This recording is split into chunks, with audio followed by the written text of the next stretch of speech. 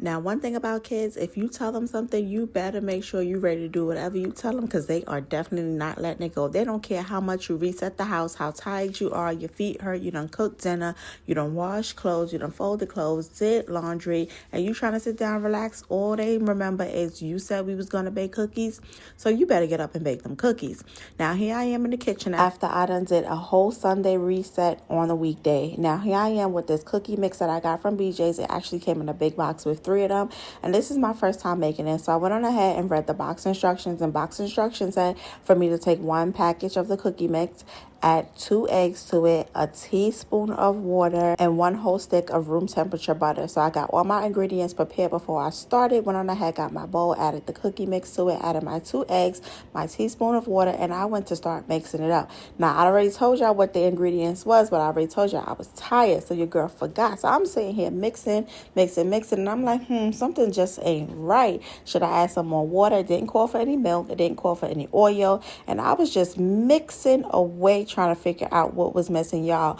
I was up in there mixing. Now, I don't know how many of y'all like Martin, but one of my favorite shows to watch is Martin. I could put that show on and I can watch it and laugh like it's my first time watching it, knowing it's my 1,000, 100th billion time watching it. Now, I was in there with that cookie mix like, okay, maybe it's like that episode with Gina and Myra. And Gina had lost some basketball tickets that Martin had, and Shanae had them. And she said, Gina, if you want these tickets, you got to work at my hair salon. So she went to work for her for the day, and Myra came in there to get that pedicure. And Shanae was like, you doing it wrong. You got to go to work on Myra's feet. I was thinking maybe this is something like this. I got to go to work on this cookie mix. So while I was sitting there going to work, something just said, look up. And when I looked up, why was that stick of butter just sitting there looking at me like I was just waiting for you to figure out this is what you was missing? So I went on ahead and grabbed that butter and mixed it in there. And when I tell you, everything was finally starting to come along. Everything was doing exactly what it needed to do, y'all, because for a second, I just couldn't figure out what was going on.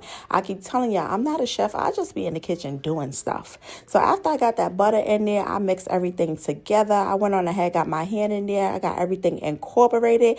It was time to go ahead and finally bake these cookies. So the box instructions said for me to put my oven on 400 degrees. That's what I did. Started bringing that up to temperature.